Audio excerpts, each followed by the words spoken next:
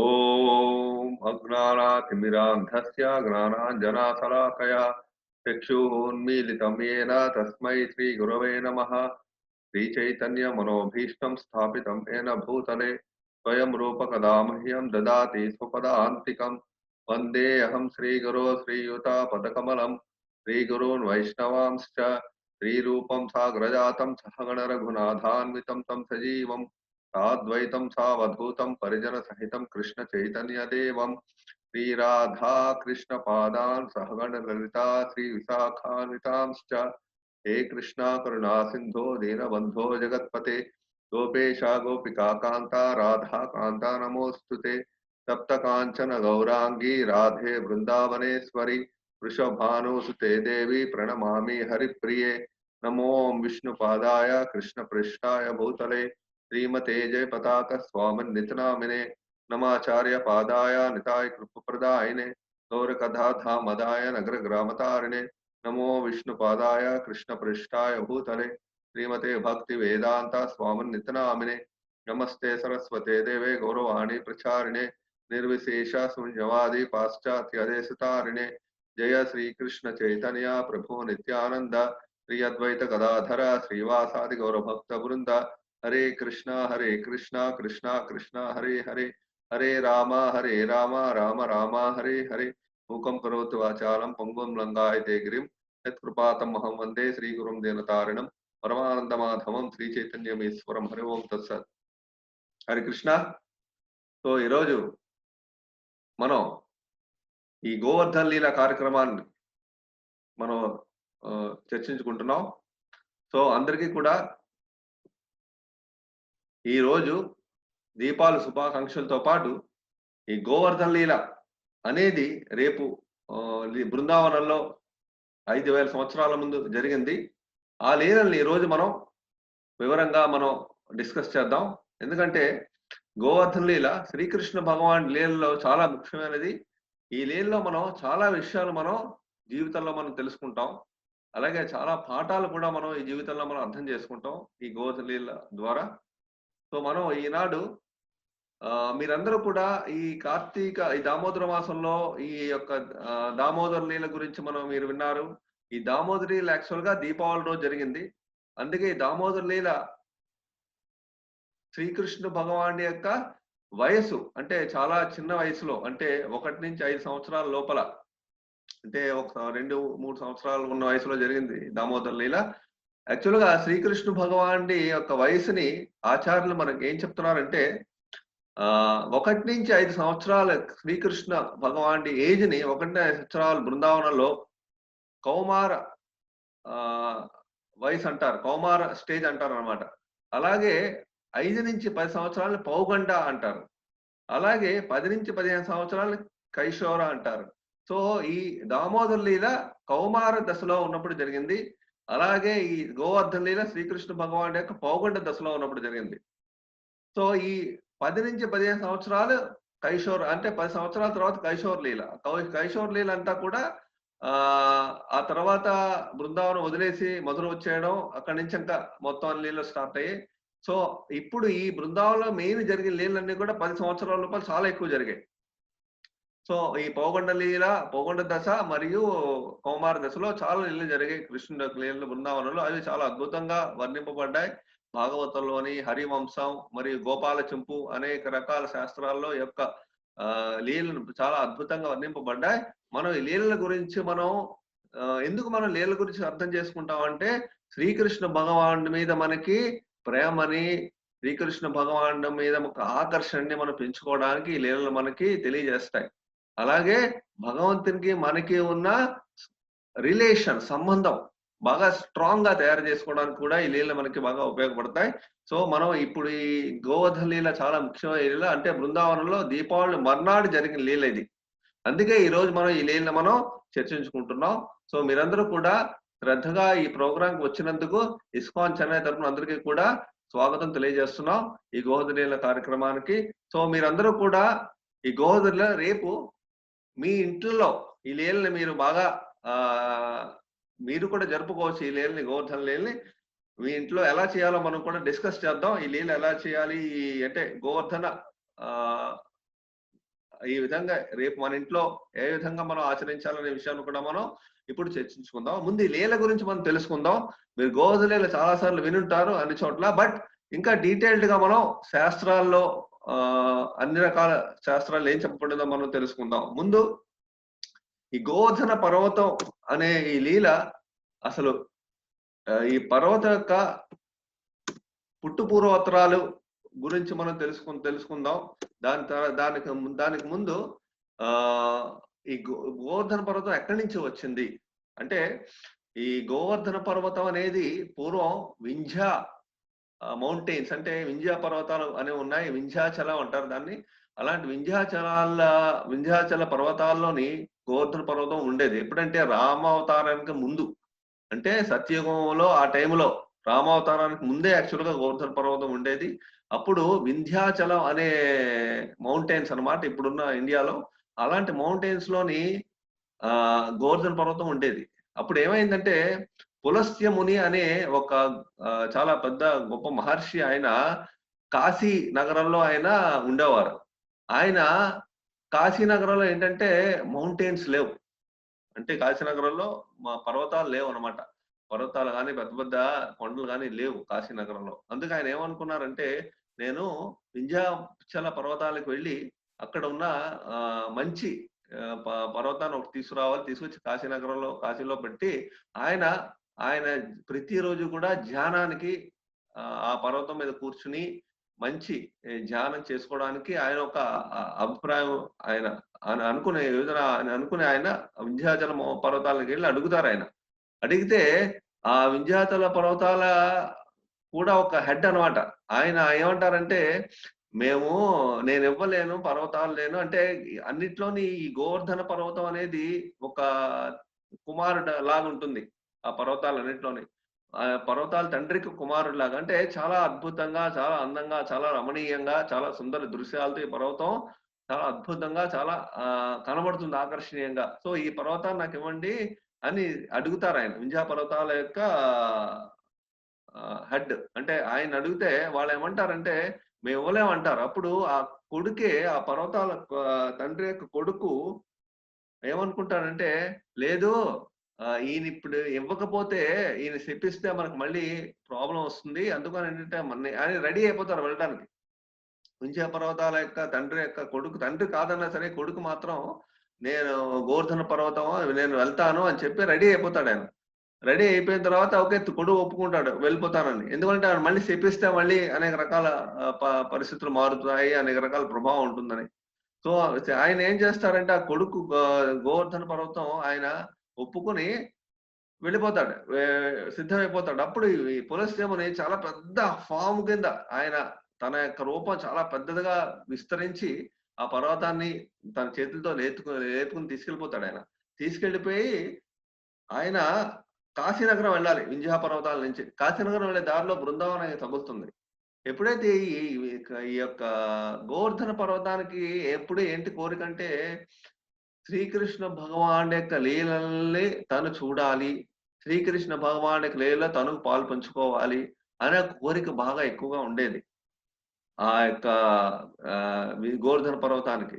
ఆ కోరిక ఉండేటప్పుడు ఎప్పుడైతే బృందావనం ద్వారా వస్తోందో తను ముందే కండిషన్ చెప్తాడు. ఏమంటాడు, ఎప్పుడైతే మీరు ఈ పొరపాటున గాని ఈ పర్వతాన్ని మీరు కిందకి దించారు అంటే అని అక్కడి నుంచి కదలను, ఆ కండిషన్ ద్వారానే నేను బయలుదేరతానని చెప్పి ఆయనకు ముందే చెప్తాడు ఈయన. సో ఎప్పుడైతే ఆ విధంగా చెప్తాడో ఆ కండిషన్, అలాగే నేను ప్రయాణం మొదలు పెడతాడు ఆయన. కానీ వింధ్యా నుంచి బయలుదేరి బృందావనం కాశీనగరం బృందావనం మధ్యలో వచ్చేసరికి ఆయన ఈ గోవర్ధన ఎలాగైనా ఇక్కడే సెటిల్ అయిపోవాలి, మళ్ళీ కాశీనగర్ వెళ్తే మన బృందావనంలో శ్రీకృష్ణ భగవాన్ లీలలు ఫ్యూచర్ లో ఎప్పుడు నేను చూడడం అవ్వదు అని చెప్పి ఆయన అనుకుని విధాత యొక్క రచన ప్రకారం ఏం జరిగిందంటే, ఏమనుకుంటా ఆ పులస్త్యమునికి మూత్ర విసర్జన చేసే ఒక తలంపు వస్తుంది. ఎప్పుడైతే మూత్ర విసర్జన చేసే తలంపు వస్తుందో ఈ కండిషన్ మర్చిపోతాడు ఆయన. మర్చిపోయి పులస్త్యముని పొరపాటున పర్వతాన్ని నేల మీద పెట్టేసి మూత్ర విసర్జన చేయడానికి వెళ్తాడు. వెళ్ళి ఎప్పుడైతే వెనక్కి తిరిగి వస్తాడో పర్వతం అక్కడ అలాగే నిలబడిపోతుంది బృందావనంలో, ఇంకా కదలదు. ఆయన ఎంత ట్రై చేసినా కదలదు. అక్కడి నుంచి కదలకపోతే అప్పుడు శపిస్తాడు. ఎవరు? పులస్త్యముని. నీకు నేను శాపం ఇస్తున్నాను. నువ్వు ప్రతిరోజు కూడా ఒక ఆవ గింజంత సైజు పరిమాణంలో నువ్వు భూమిలోకి దిగిపోతావు అని చెప్పి శాపం ఇస్తాడు. అందుకే మనకి గోవర్ధన లీల 5000 సంవత్సరాల ముందు శ్రీకృష్ణ భగవానుడు ఉండేటప్పుడు చేసిన లీలల టైం నుంచి ఇప్పుడు పోలిస్తే అది యాక్చువల్‌గా భూమిలో దిగిపోతోందది. ఇంకా కొన్ని కలియుగంలో కొన్ని వందల వేల సంవత్సరాల తర్వాత అది ఆ గోవర్ధన పర్వతం మనకు కనబడకుండా వెళ్ళిపోతుంది భూమిలోకి. అందువల్ల ఏంటి ఇప్పటికే ప్రతిరోజు కూడా ఆవగింజంత సైజ్ అది తగ్గిపోతూ ఉంటుంది. సో ఆ విధంగా శాపం ఇస్తారాయన. ఎవరు? ఈ పులస్త్యముని. ఎప్పుడు ఇచ్చారు? రామచంద్ర భగవానుడు ఇంకా అవతారం ఎత్తకముందు అంటే కృతయుగంలోనే ఎప్పుడో ఇచ్చారాయన ఆ శాపం. త్రేతాయుగం మొదట్లోనే ఎప్పుడో ఇచ్చారు. ఆయన శాపం అప్పటి నుంచి ఇప్పటి వరకు చాలా పెద్దది. పర్వతం యొక్క హైట్ ఎత్తనమాట. చాలా హైట్ లో ఉండే శిఖరం.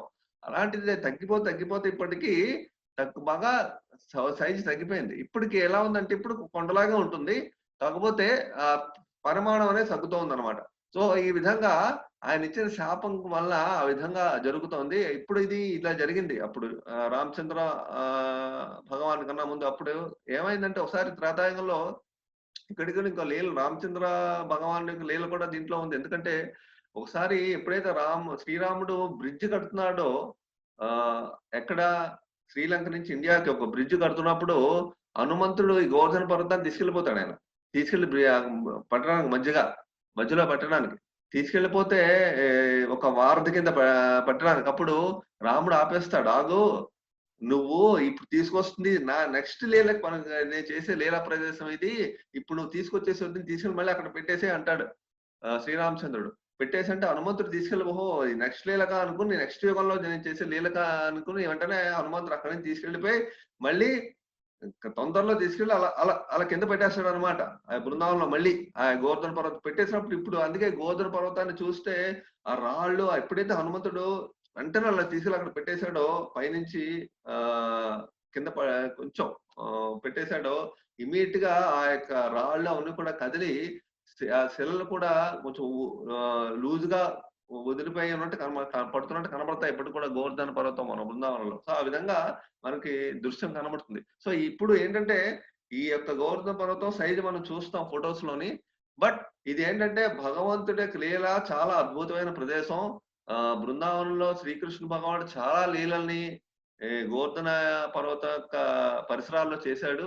అలాగే రాధారాణి, గోపికలు, అలాగే గోపబాలురు ఆవులతోనే దూడలతోనే ఎప్పుడు కూడా గోవర్ధన పర్వతం చుట్టూ తిరగడం, గోవర్ధన పర్వతం పైకి ఎక్కడం దిగడం అన్ని రకాల లీలలు ఆయన చేశాడు. సో ఈ సృష్టిలోనే గోవర్ధన లీల చాలా ప్రాముఖ్యమైనది శ్రీకృష్ణ భగవాన్ యొక్క లీలల ప్రదేశాల్లో. సో అందువల్ల మనం ఈ విషయం ఈ విధంగా మనం అర్థం చేసుకుంటాం. సో ఇప్పుడు మనం గోవర్ధన లీల గురించి మనం మొదలు పెట్టే ముందు ఈ యొక్క పర్వతం అనేది ఎక్కడి నుంచి వచ్చిందో తెలుసుకున్నాం. ఇప్పుడు మనం ఈ లీలలో మనం తెలుసుకునే ముఖ్యమైన విషయం ఏంటంటే మనం నెక్స్ట్ శ్లోకంలో మనం తెలుసుకుంటాం అన్నమాట. సో ఈ శ్లోకం మనకి ఏం చెప్తోందంటే 4వ స్కందంలో భాగవతం 4వ స్కందంలో 31వ చాప్టర్ లో 14వ శ్లోకం. ఈ శ్లోకం మనకి చాలా ఇంపార్టెంట్ విషయం చెప్తోంది. ఈ శ్లోకం ఏం చెప్తోందంటే మనకి యథా తరోరుమూల నిశేషణేన తృప్యంతి తస్కంద భుజోపశాఖాః ప్రాణోపహారాశ్చ యదేంద్రియాణం తదేవ సర్వార్హణం అచ్యుతేజ్య. ఈ శ్లోకం మనకి క్లియర్ గా ఈ యొక్క సందేశం మనకి ఏం చెప్తోందంటే యథా తరోరుమూల నిశేచనేనా, మనం ఎప్పుడైతే వృక్షానికి మనం ఒక ఆహారం అందించాలి అంటే ఎలా అందిస్తాం? నీళ్ళని. వృక్షానికి మూలం అంటే ఏంటి? రూట్. ఆ మూలంలో నీళ్లు పోస్తాం తప్పించి ఎక్కడ మనం నీళ్లు పోయాం. ఎందుకంటే ఇంకెక్కడ నీళ్లు పోసినా సరే అది ఆ వృక్షానికి ఆ నీళ్లు అందవు. ఆకులకు గాని కొమ్మలకు గాని దేనికి గాని పువ్వులు గాని దేనికి గాని నీళ్లు పోసినా సరే ఆ నీళ్ళని ఆ వృక్షానికి అందం. అలాగే ఆ వేర్లో పోస్తే ఆటోమేటిక్ గా వృక్షం మొత్తం ఆ నీరు అందుతుంది. అదే విధంగా ప్రాణోపహార స్థితేంద్రియాణ, మనకి ఆకలి వేసినప్పుడు, మనకి శరీరంలో శక్తి లేనప్పుడు మనం ఆహారం ఎక్కడిస్తాం? మన కడుపులోనే ఇస్తాం. అంటే కడుపులో ఇస్తే, ఉదరంలో ఇస్తే ఏమవుతుంది? శరీరంలో ఉన్న అన్ని ఇంద్రియాలు, అన్ని భాగాలు ఆటోమేటిక్‌గా శక్తివంతం అయిపోతాయి వెంటనే. అది అంటే రూట్ అన్నమాట. రూట్ ఈ ఉదరానికి ఇస్తే ఆటోమేటిక్ శక్తివంతం. అదే విధంగా చెట్టుకి, వృక్షానికి నీళ్ళు ఎక్కడైతే వేరు దగ్గర మనం పోస్తామో, అలాగే ఆహారాన్ని ఉదరానికి ఇస్తే ఆటోమేటిక్‌గా శరీరం అంతా ఆటోమేటిక్‌గా ఏ విధంగా శక్తివంతంగా తయారవుతుందో, ఎప్పుడైతే మనం గోవిందుడిని మనం ఎప్పుడైతే సేవ చేస్తామో ఆటోమేటిక్‌గా అంతమంది దేవతలు, అన్ని లోకాలు మొత్తం అందరూ కూడా ఆటోమేటిక్‌గా సంతృప్తి పొందుతారనమాట. అందుకే ఈ శ్లోకం మనకి చెప్తోంది భాగవతంలో. సో, ఈ శ్లోకం ఏం చెప్తోంది? శ్రీకృష్ణ భగవాన్ యొక్క సేవలో మన జీవితాన్ని మనం నిమగ్నం చేసుకుంటే, మన అన్ని దేవతల్ని కూడా మనం ఆటోమేటిక్‌గా మనం సేవించిన వాళ్ళమే అవుతాం అనేది ఈ లీలకి చాలా కనెక్షన్ ఉందన్నమాట. ఈ గోవర్ధన లీలకి ఈ శ్లోకం. అందుకే ఈ శ్లోకాన్ని మనం చర్చించుకుంటున్నాం. సో, ఇప్పుడు ఈ శ్లోకం అనేది డీటెయిల్డ్‌గా మనం ఎగ్జాంపుల్స్ గోవర్ధన లీల ద్వారా మనం అర్థం చేసుకుందాం. ఇప్పుడు మనకి ఈ గోవర్ధన లీలలో ముఖ్య విషయం ఏంటంటే, తెలుసుకునేదేంటంటే, శ్రీకృష్ణ భగవానుడు ఎప్పుడూ కూడా తన యొక్క భక్తుల్ని ఎప్పుడు ఆనందంగా ఉంచాలి. తన భక్తుల యొక్క కోరికల్ని తీర్చాలి. తన భక్తుల యొక్క హృదయాల్లో ఉన్న అనేక విధాలైన వాళ్ళకి ఏ విధంగా భగవంతునితో ఏ విధంగా అనుభవం పొందాలి అనే కోరికలు ఏమున్నాయో, అవి కూడా శ్రీకృష్ణ భగవానుడికి అర్థమవుతాయి. ఆయనకి ఎన్నో పరమాత్మ రూపంలో అందరిలో ఉంటాడు గదా! అందువల్ల ఆయనకి మనందరి హృదయాల్లో భగవంతునితో ఏ విధంగా అనుభవం పొందుదాం అనే విషయాలు కూడా ఆయనకు తెలుస్తాయి. అందువల్ల ఈ గోవర్ధనలీలలో చాలా విషయాలు ఇమిడి ఉన్నాయి.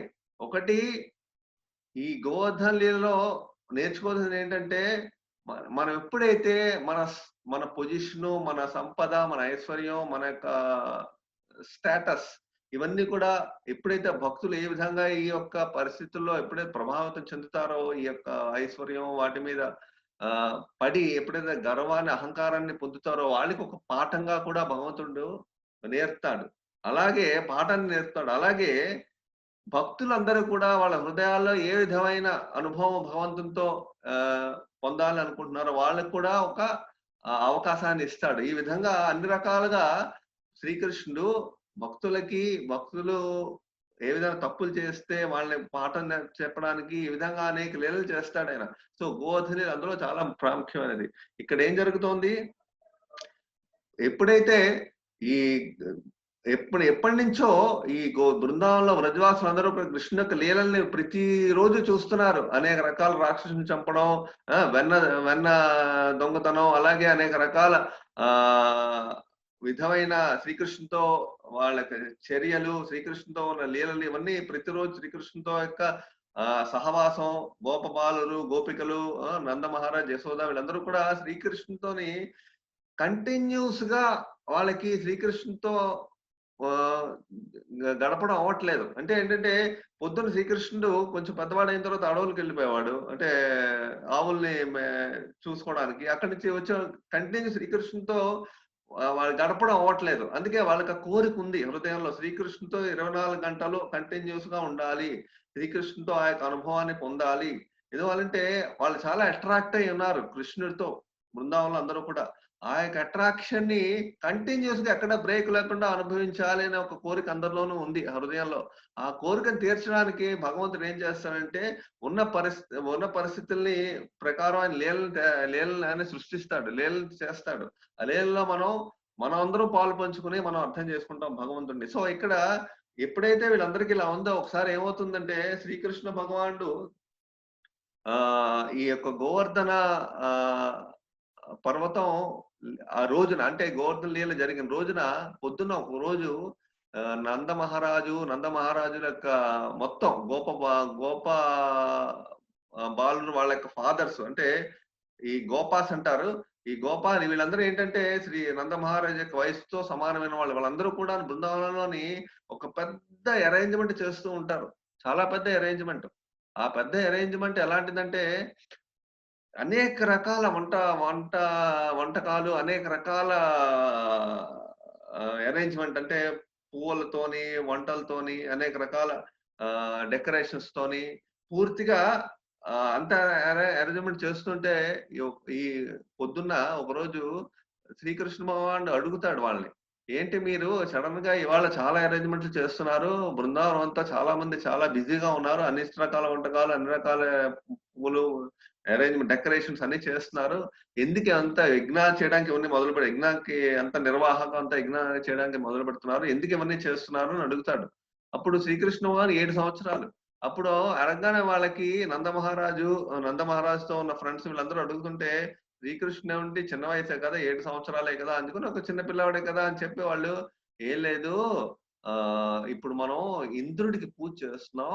ఇంద్రుడికి ఎందుకు పూజ చేస్తున్నాం అంటే ఇంద్రుడు మనకి పూర్తిగా వర్షాలనిస్తాడు. ఇంద్రుడు వర్షాలిస్తే మన యొక్క పంటలు, అలాగే మన యొక్క పశుగ్రాసం ఇవన్నీ బాగా మొలుస్తాయి. వాటి వల్ల మన పశువులు చాలా ఆరోగ్యంగా ఉంటాయి. మనకి దానివల్ల మనం అభివృద్ధి పొందుతాం. అందువల్ల మనం ఇంద్రునికి పూజ చేస్తే మనం అభివృద్ధిగా ఉంటాం. అందుకే మనం ఈ యొక్క కార్యక్రమాన్ని చేస్తున్నాం ఇవాళ ఇంద్రుడిని పూజ చేయడానికి అని అంటారు. అంటే అప్పుడు నందమహారాజు చెప్పగానే శ్రీకృష్ణుడు అడుగుతాడు. శ్రీకృష్ణుడు చిన్న పిల్లవాడు కదా! మామూలుగా చెప్పి ఊరుకుంటాడు. నందమహారాజు. ఆయన చెప్పిన తర్వాత ఈయన కొంతసేపటికి శ్రీకృష్ణుడు మళ్ళీ అడుగుతాడు. అవును మీరు ఆహ్, ఆయనే చెప్తాడు సమాధానం. అవును మీరు ఇంద్రుడికి పూజ చేస్తాం అంటున్నారు కదా! యాక్చువల్‌గాన ఈ సృష్టిలోని అందరూ కూడా వాళ్ళు చేయవలసిన డ్యూటీ వాళ్ళు చేయాలి. అందుకే ఎవరు చేయవలసింది వాళ్ళు డ్యూటీ చేయాలి. ఇంద్రుడు చేయవలసిన డ్యూటీ ఏంటంటే అందరికి వర్షాలివ్వడం. ఆయన ధర్మం ఆయన నిర్వర్తించాలి. ఆయన ఇప్పుడు పెద్ద పెద్ద సముద్రాలు, నదుల్లోనే వర్షాలను కురిపిస్తున్నాడాయన. వాళ్ళేమన్నా యజ్ఞాలు చేస్తున్నారు. యజ్ఞాలు వాళ్ళేమి చేయట్లేదే. సముద్రాలు, నదులు కూడా యజ్ఞాలు చేయట్లేదు. ఆటోమేటిక్‌గా వాళ్ళకే వర్షం వస్తుంది. నదులు నిండిపోతున్నాయి. సముద్రాలు నిండిపోతున్నాయి. వాళ్ళకేమన్నా యజ్ఞాలు, పూజలు చేయవలసిన అవసరం వచ్చిందా? మరి మీరెందుకు యజ్ఞాలు, పూజలు చేస్తున్నారు ఇంద్రుడి కోసం? ఇంద్రుడు చేయవలసిన కర్తవ్యం ఆయన చెయ్యాలి. అంతేగాని మనం దాని కోసం ఆయనకి పూజ చేయాల్సిన అవసరం ఏముందని అడుగుతాడు. అప్పుడు, అప్పుడు ఈ నందమహారాజ్ ఏం సమాధానం చెప్తారంటే, "అలా కాదు. మనం చెయ్యవలసిన పని మనం చెయ్యాలి. భగవంతుడు దానికి శాంక్షన్ చెయ్యాలి. ఆ శాంక్షన్ అనేది ఇంద్రుడికి మనం పూజ చేస్తే ఆయన సంతృప్తి పడతాడు. అప్పుడు మనకి శాంక్షన్ చేస్తాడు వర్షాలు." అంటే అప్పుడు శ్రీకృష్ణుడు అంటాడు, "అలా కాదు. ఇప్పుడు ఆహ్, ఒక ఒక విషయం చెప్తాడు శ్రీకృష్ణుడు. ఏం చెప్తాడంటే, మనం చేసిన కర్మ ప్రకారం మనకి ఫలితం వస్తుంది. మనం చేసిన కర్మ ప్రకారం మనకు ఫలితం వస్తుంది. ఆయన శాంక్షన్ చేయాలని ఏమీ లేదు. మనం చేయవలసిన పనేమిటి? మన యొక్క ధర్మం, వైశ్యుల ధర్మం మనం చేస్తాం. ఆటోమేటిక్‌గా మనం చేసిన కర్మ ప్రకారం దేవతలు చేయవలసిన డ్యూటీ వాళ్ళు చేయాలి. ఆ విధంగా చేస్తే మనం మన చే వర్క్ మనం చేయవలసి సరిగ్గా మనం చేస్తాం. అంతేగాని వాళ్ళకి పూజిస్తేనే మనకివ్వాలి అనే కండిషన్ వాళ్ళు చేయాలంటే రేపొద్దున పూజలు మానేస్తే వాళ్ళు ఇవ్వకపోతే వాళ్ళ ధర్మం వాళ్ళు నిర్వర్తించదు కాదు అని చెప్పి ఈ విధంగా శ్రీకృష్ణ భగవానుడు వాళ్ళకి సమాధానం చెప్తాడు. ఎందుకంటే ఇంకో విషయం కూడా మనం తెలుసుకుంటాం ఇక్కడ. కృష్ణుడు ఏ విషయం మాట్లాడినా సరే చాలా వినయంగా, చాలా సాఫ్ట్‌గా, చాలా ఆహ్, ఆహ్, చాలా అట్రాక్టివ్‌గా ఉంటుంది. అంటే కృష్ణుడు చెప్పిన మాటలు ఎలా ఉంటాయంటే అందరికి కూడాను చాలా మృదువుగా ఉంటాయి. చాలా ఆకర్షణీయంగా ఉంటాయి. ఏందంటే కృష్ణుడు యొక్క ఆ యొక్క చెప్పే విధానం చాలా ఆకర్షణీయంగా ఉంటుంది. ఎందుకంటే అందరూ కూడా శ్రీకృష్ణుడు చెప్పిన మాటల్ని వాళ్ళు వెంటనే యాక్సెప్ట్ చేస్తారు. ఇప్పుడు ఆహ్, చాలా వినయంగా చెప్పడం వల్ల ఆ విషయాల్లోని చాలా ఆహ్, నమ్మకం అలాగే ఆ విధంగా ఉన్న ఇప్పుడు మనకి ఇప్పుడు మనకి సొంత వాళ్ళు మనకి ఏదైనా మనకి చెప్పింది వింటే చెప్తే ఏమనిపిస్తుంది ఆటోమేటిక్‌గా వాళ్ళు చెప్పింది చేయాలనిపిస్తుంది. ఎందుకంటే మనకి నచ్చిన వాళ్ళు మనకేమైనా చెప్తే మనకి చేయాలనిపిస్తుంది. మనకెవరైతే నచ్చిన వాళ్ళున్నారో వాళ్ళు మనకు చెప్పారంటే, వాళ్ళు చెప్పింది మనం చేయాలనిపిస్తుంది ఆటోమేటిక్‌గా. అది నేచురల్‌గా మనం చేస్తాం. అలాగే వాళ్ళకి కూడా శ్రీకృష్ణ భగవానుడి మీద పూర్తిగా వాళ్ళకి ఆకర్షణ, ప్రేమ, ఆహ్, అభిమానం, పూర్తి ఆప్యాయత ఉన్నాయి. ఎప్పుడైతే కృష్ణుడు ఆ విధంగా చెప్పగానే వాళ్ళు ఓ ఓకే అని వాళ్ళు ఒప్పుకుంటారు. అంటే ఆ యొక్క భగవంతుడు యొక్క కన్విక్షను వల్ల ఒప్పుకుంటారు వాళ్ళు. ఆ విధంగా ఒప్పుకోవడం కృష్ణుడి యొక్క మాటలు ఆ విధంగా ఉంటాయి. చెప్పిన తర్వాత అప్పుడేమవుతుందంటే ఆయన మీరు చేస్తున్నది ఎవరైతే మనకి పశుగ్రాసం, ఎవరైతే మనకి మన పశువుల్ని, మనకు కావాల్సిన ఫలాలు, మనకు కావాల్సినవన్నీ కూడా ఎక్కడి నుంచే మనకి లభిస్తున్నాయో, అక్కడ ఆ ఒక్క వాటిని కొలవడం మంచిది.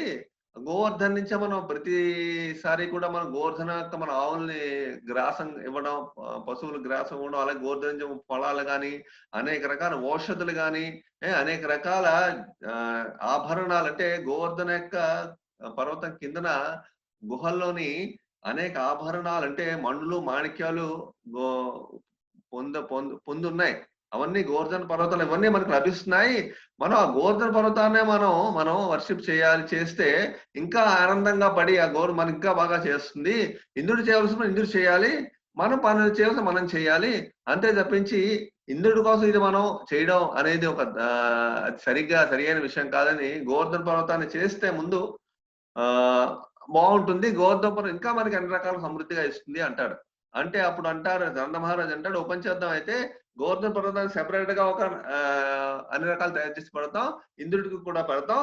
ఇంద్రుడికి చేసిన తర్వాత అప్పుడు ఇంద్రుడికి పూజ చేస్తే గోవర్ధన పర్వతానికి పూజ చేద్దాం" అంటారు. అప్పుడు కృష్ణుడు అంటాడు, "లేదు, యాక్చువల్‌గా మనకి ఇంద్రుడు ఆహ్, వర్షం అనేది ఇవ్వాలి అంటే ఆయన ఇప్పుడు మనం చేసినా చేయకపోయినా అందరికీ ఇస్తున్నాడు ప్రపంచంలో. పూజ చేసిన వాళ్ళకి ఇవ్వట్లే, అందరికీ ఇస్తున్నాడు. అలాంటిది గోవర్ధన పర్వతం మాత్రం మనకి మాత్రమే బృందావనంలో మనకెప్పుడు ఇస్తోంది అన్ని రకాలుగాను. ముందు గోవర్ధన పర్వతాన్ని పూజ చేసి ఇంద్రుడికి పూజ చేద్దాం" అని శ్రీకృష్ణుడు చెప్పగానే అప్పుడు గోవర్ధన పర్వతాన్ని ముందు పూజ చేయడానికి అందరూ మొదలుపెట్టి వెళ్తారు. యాక్చువల్లీ గోవర్ధన పర్వతం గురించి ఏం చెప్పబడిందంటే, గోవర్ధన పర్వతం యొక్క ఆహ్, ఆ యొక్క హైట్ ఎంత ఎక్కువ ఉందంటే, దాని యొక్క నీడ మధురలో ఉన్న కంసుడి యొక్క భవంతి మీద పడుతుందన్నమాట. అంత పెద్ద హైట్‌లో ఉండేది గోవర్ధన పర్వతం ఆ టైంలో 500 సంవత్సరాల ముందు. అంత పెద్ద హైట్‌లో అంత చాలా హైట్‌లో చాలా పెద్దదిగా ఉండేది. దాని యొక్క నీడ ఆహ్, కంసుడి యొక్క భవంతి మీద పడేది. అలాగే అప్పుడు గోవర్ధన పర్వతం యొక్క శిఖరాలన్నీ కూడాను బంగారంతో మెరిసిపోతూ ఉండేవి ఆ టైంలో. ఆ విధంగా ఉండేది ఆ పర్వతం. అంత అద్భుతంగా రమణీయమైన దృశ్యాలతో, రమణీయమైన వనాలతో, ఆ! రమణీయమైన పూలతో, అనేక రకాల జంతువులన్నీ కూడా తిరుగుతూ ఉండేవి. అనేక రకాలు చాలా అద్భుతంగా ఉండేది గోవర్ధన పర్వతం. ఇప్పటికి కూడా అందులో ఒక్కొక్క శిల, గోవర్ధన పర్వతంలో ఉన్న ఒక్కొక్క శిల కూడా శ్రీకృష్ణుడితో సమానం. శ్రీకృష్ణుని యొక్క పాదాలు ఆ శిలలో అన్నిట్లోని కూడా శ్రీకృష్ణ పాదాలు అమర్చబడి ఉన్నాయి. అందువల్ల ఏంటంటే, ఇప్పుడు చాలా మంది భక్తులు బృందావనం వెళ్ళిన వాళ్ళు ఆ యొక్క శిలని దొరికితే, ఆ అంటే గోవర్ధన పర్వతం మనం ఎక్కకూడదు. ఎక్కపోయినా సరే శిలను ఏమైనా దొరికితే ఆ శిలను ఇంట్లో తీసుకొచ్చి కృష్ణుని కింద పూజ చేయొచ్చు. సో, ఈ విధంగా గోవర్ధన పర్వతంలో కృష్ణునికి సమానం, 2 సమానం అన్నమాట. సో, ఈ విధంగా గోవర్ధన పర్వతానికి మనం పూజ చేయాలి అని చెప్పి శ్రీకృష్ణుడు పర్వతాన్ని దగ్గరికి అందరిని తీసుకెళ్తాడు. శ్రీకృష్ణ, బలరాముడు లీడ్ చేస్తారన్నమాట. మొత్తం బృందావనం అంతా. బృందావనంలో కృష్ణుడు చెప్పింది, కృష్ణుడి మీద ప్రేమ వాళ్ళందరూ ఒప్పుకుంటారన్నమాట యాక్చువల్‌గా. ఆ ప్రేమ వాళ్ళు ఒప్పుకొని శ్రీకృష్ణుడు వెనకాతల బయలుదేరతారు. కృష్ణుడు వేణువు వాయిస్తూ అన్ని రకాలుగా ఆడుకుతూ, పాడుతూ బలరాముడితో లీడ్ చేస్తాడు మొత్తం అందరిని. అందరూ కూడా బాగా తయారయ్యి మంచి వస్త్రాలు, మంచి కాస్ట్‌లీ, మంచి అందమైన వస్త్రాలు, అందమైన నగలు ధరించి, అలాగే గోపాసు, అలాగే గోపికలు వీళ్ళందరూ కూడా మంచి అందంగా తయారై అనేక మంచి ఆభరణాలు ధరించి, ఆ! ఈ యొక్క ఏమంటాం దాన్ని, బుల్లక్ కార్ట్స్. ఆ బుల్లక్ కార్ట్స్‌లో మనం అందరూ కూర్చొని, ఎద్దు బళ్ళలో అందరూ కూర్చొని చాలా పెద్ద ఉత్సవం జరుగుతుందన్నమాట ఆ రోజు. ఈ గోవర్ధన పర్వతం ఎక్కిన రోజు. అంటే రేపన్నమాట. బృందావనం 5,000 సంవత్సరాల ముందు. ఆ రోజు మొత్తం అద్భుతంగా అందరూ కూడా వెళ్తూ ఉంటారు. అనేక కీర్తనలు పాడుకుంటూ, అన్ని రకాల వాయిద్యాలు వాయించుకుంటూ, అన్ని రకాల వందల కొలది, వేల కొలది వంటకాలు తయారు చేసి రెడీగా పెట్టారు కదా! అవన్నీ కూడా పట్టుకెళ్తారు శ్రీకృష్ణునితో పాటు. తీసుకెళ్ళి అందరూ కూడా ఆ గోవర్ధన పర్వతాన్ని దూరం నుంచి చాలా అద్భుతంగా, అందంగా ఉంటుంది. అందరూ కూడా వెళ్లి చాలా ఆనందంగా వెళ్లి నృత్యం చేసుకుంటూ గోవర్ధన పర్వతం దగ్గరికెళ్లి ఆ యొక్క ఆహ్, ఆహ్, ఆ యొక్క ఆహార పదార్థాలన్నీ గోవర్ధన పర్వతం ముందు నైవేద్యం పెట్టడానికి అన్ని రెడీ చేస్తారు. సిద్ధంగా పెడతారనమాట. అప్పుడు ఎప్పుడైతే కృష్ణుడు చెప్తాడో, మనందరూ కూడా గోవర్ధనానికి ఇప్పుడు ఈ ఆహారాన్ని మనం సమర్పిద్దాం. అప్పుడు శ్రీకృష్ణుడు అంటాడు, ఇప్పుడు నేను గోవర్ధనలాగా నేను కూడా మొత్తం ఆహారం స్వీకరిస్తాను అని చెప్పి ఆయన ఏం చేస్తాడు, గోవర్ధన యొక్క తన యొక్క శరీరాన్ని ఆ గోవర్ధన పర్వతం కింద తను మారిపోయి ఎక్స్‌పాండ్ అయిపోతాడు ఆయన. ఎక్స్‌పాండ్ అయిపోయి పూర్తిగా తన యొక్క ఫేస్ చాలా అందంగా తయారవుతుంది. గోవర్ధన పర్వతం యొక్క ఫేసు. ఆ విధంగా చాలా అందంగా, చాలా మంచి అందమైన సుందరమైన ముఖంతో గోవర్ధన పర్వతం ఓపెన్ అవుతుందప్పుడు. ఆ ముఖం ఓపెన్ అందరూ దృశ్యాన్ని చూసి గోవర్ధన పర్వతం ఏమిటి, మొహం ఓపెన్ అవ్వడం ఏమిటి, మొహం చూస్తూ ఆ మొహంలో కూడా నాకివ్వండి ఆహార పదార్థాలని మొహం నోటి ద్వారా అన్ని ఆహార పదార్థాలు స్వీకరిస్తున్నానని చెప్పి అన్ని కూడా ఆహార పదార్థాలు స్వీకరించడం జరుగుతుందన్నమాట. అప్పుడు శ్రీకృష్ణుడు అంటాడు, శ్రీకృష్ణుడు అక్కడ ఉన్నాడు, గోవర్ధన పర్వతం మీద ఉన్నాడు, కిందన ఉన్నాడు. అప్పుడు శ్రీకృష్ణుడు అంటాడు, చూసారా మీరెప్పుడైనా పర్వతం అనేది ఏ పర్వతమైనా ఆహార పదార్థాలని స్వీకరించడం, భుజించడం మీరెప్పుడైనా చూసారా? ఇంద్రుడు ఎప్పుడైనా భుజించాడా? మీరు చేసే పూజలో ప్రతి సంవత్సరం చేస్తున్న పూజలో ఎప్పుడైనా భుజించాడా? ఇప్పుడు చూడండి మీరు చేస్తుంది ఇంత గోధుమలతో ఎంత ఆనందంగా స్వీకరిస్తుందో అని చెప్పి, ఇంకా ఇవ్వండి, ఇంకా ఇవ్వండి అనే అరుస్తూ చెప్తూ ఉంటుంది. గోధుమ పర్వతం అలా వీళ్ళందరూ ఆహార పదార్థాలు వందల కొలది, వేల కొలది ఎన్ని రకాలు చేస్తారు. అనేక రకాలు చేస్తారు. పాలతో అనేక రకాల స్వీట్లు, అలాగే రైస్ తోని, ధాన్యాలతోని, అలాగే అన్ని రకాలు తయారు చేస్తారు.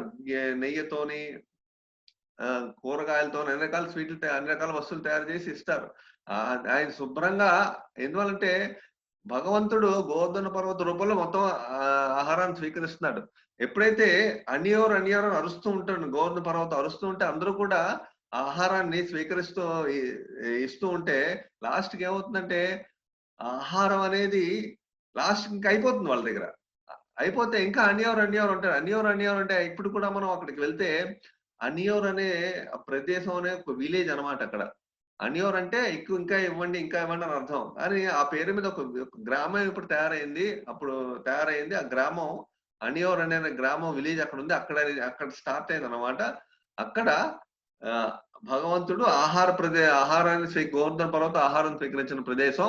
అది మనం అనియోర్ అనే విలేజ్‌లో జరిగింది. అలాగే ఎప్పుడైతే శ్రీకృష్ణుడు ఇంకా ఇమ్మని, ఇంకా గోవర్ధన పర్వత రూపంలో ఇంకా ఇమ్మని అడుగుతున్నాడో బలరాముడు చూస్తాడు. ఆహార పదార్థాలన్నీ అయిపోయాయి. నంద మహారాజు ఏమో అందరూ అనుకుంటా ఇంకా అడుగుతోంది మేము ఎక్కడి నుంచి తీసుకొస్తామా అని చుట్టుపక్కల చూస్తారు. చూస్తే అప్పుడు బలరాముడికి తెలుసు కృష్ణుని ఎలాగ కంట్రోల్ చేయాలి అని. అప్పుడేం చేస్తాడు, తులసి దళాలు, తులసి మంజరి తీసుకెళ్తాడు. తీసుకెళ్ళి గోవర్ధన పర్వతం మీదకెళ్ళి కృష్ణుని నోట్లో ఆ గోవర్ధన పర్వతం యొక్క నోట్లో ఈ తులసి మంజరీలు, తులసి దళాలు వేసేస్తే అంతమంది గోల్ సాటిస్ఫై అయిపోతుంది. అంటే ఇక్కడ దీని యొక్క విషయం ఏంటి?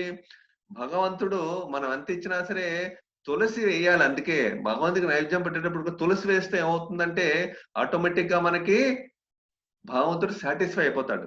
అందుకే శ్రీకృష్ణుడికి ఎప్పుడు మనం నైవేద్యం పెట్టినప్పుడు తులసి కంపల్సరీగా వేయాలి. తులసి వేయకుండా ఉంటే సాటిస్ఫాక్షన్ రాదు. మనం ఎంత పెట్టినా సరే. అందువల్ల ఎప్పుడైతే బలరాముడు తులసి వేస్తాడో ఆయన నోట్లోని మొత్తం సాటిస్ఫై ఆహా! అని సాటిస్ఫై అయిపోతాడు. అందువల్ల తులసి కంపల్సరీగా మనం నైవేద్యంలో వేయాలని అర్థం మనకు తెలుస్తుంది.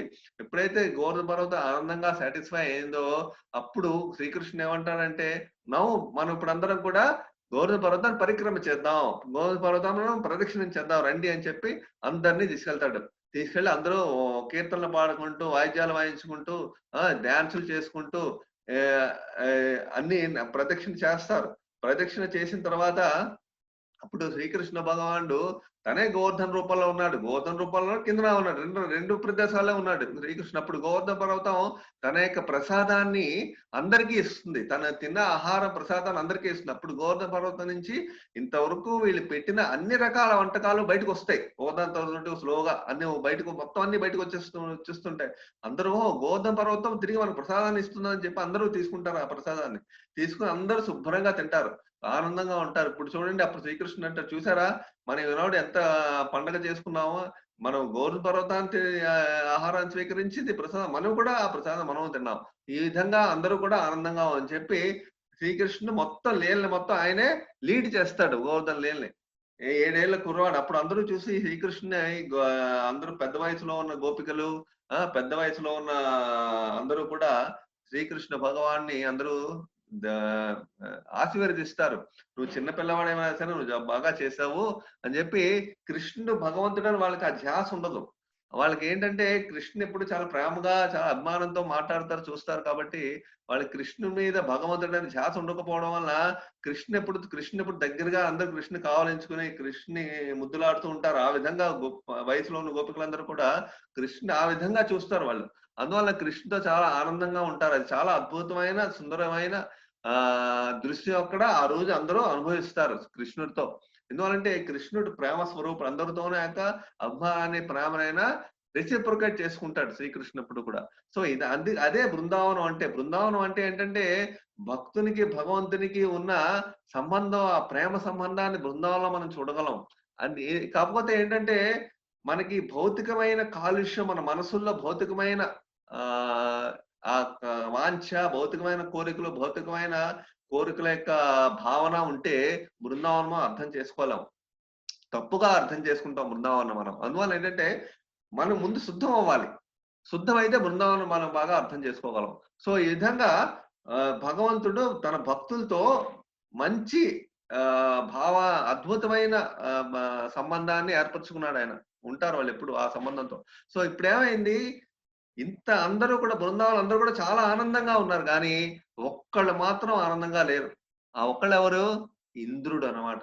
ఇంద్రుడు నా పూజ ఆపేసి వీళ్ళందరూ కూడా ఇంత ఆర్భాటంగా గోధనాన్ని ఇంత ఆర్భాటంగా వీళ్ళు పూజ చేసి ఇంత ఆహార పదార్థాలు సమర్పించి నా యజ్ఞాన్ని ఆపేసి ఈ చిన్న పిల్లవాడు చెప్పాడు కదా అని చెప్పి వీళ్ళందరూ కూడా అటు వెళ్ళిపోయారా, నా యజ్ఞాన్ని ఆపేశారా, వీళ్ళకి సరైన గుణపాఠం చెప్పాలి, నేను లేకపోతే వర్షాలు ఎవరికి ఉండవు, నేను ఒప్పుకోకపోతే ఎవరికి ఏమి రావు, అలాంటిది నేను ఇవ్వకపోతే ఎవరికి ఎవరు బతకలేరు, అలాంటిది నా యొక్క పూజను ఆపేసి ఒక చిన్న పిల్లవాడు చెప్పాడే వీళ్ళందరూ అటు వెళ్ళి పరిగెట్టి వెళ్ళారు, ఇప్పటికి వీళ్ళు సరైన గుణపాఠం నేను చెప్పి తీరుతాను అని ఇంద్రుడు అనుకుంటాడు.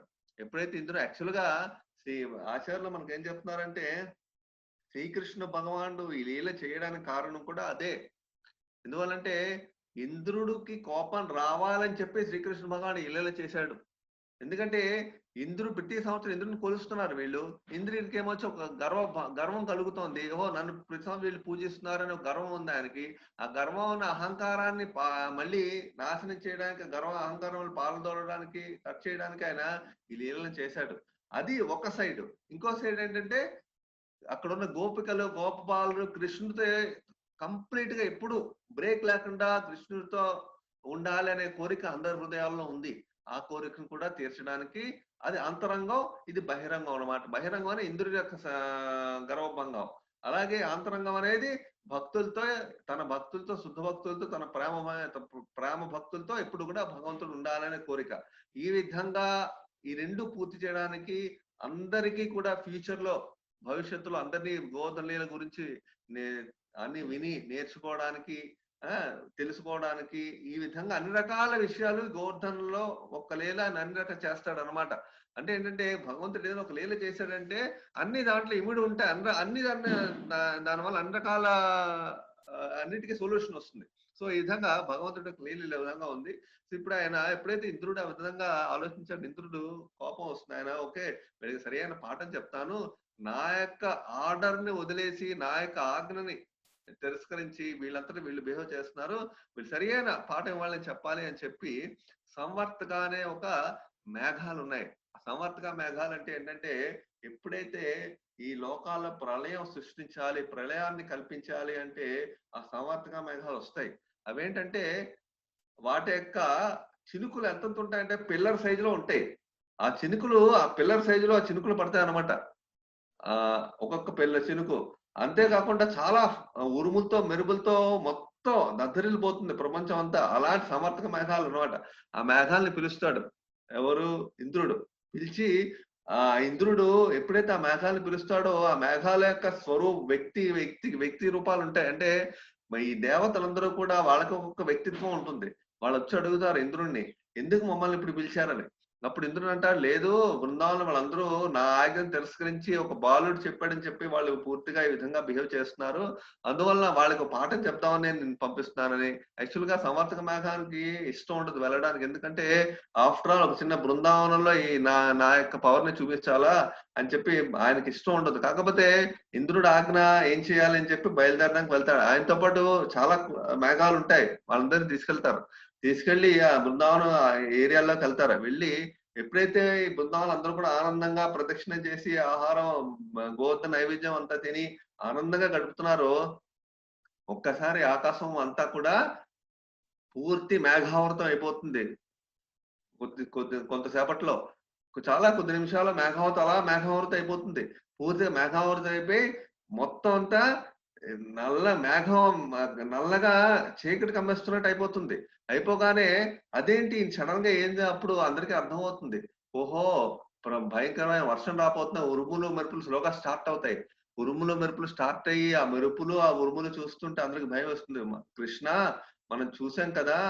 ఇంద్రుడు మనం పూజ చేయలేదు. ఇప్పుడు చూడు ఇంద్రుడు యొక్క పవర్ చూపిస్తున్నాడు అని ఒక్కసారి మేఘాలు స్టార్ట్ అయిపోయి వాన స్టార్ట్ అవుతుంది.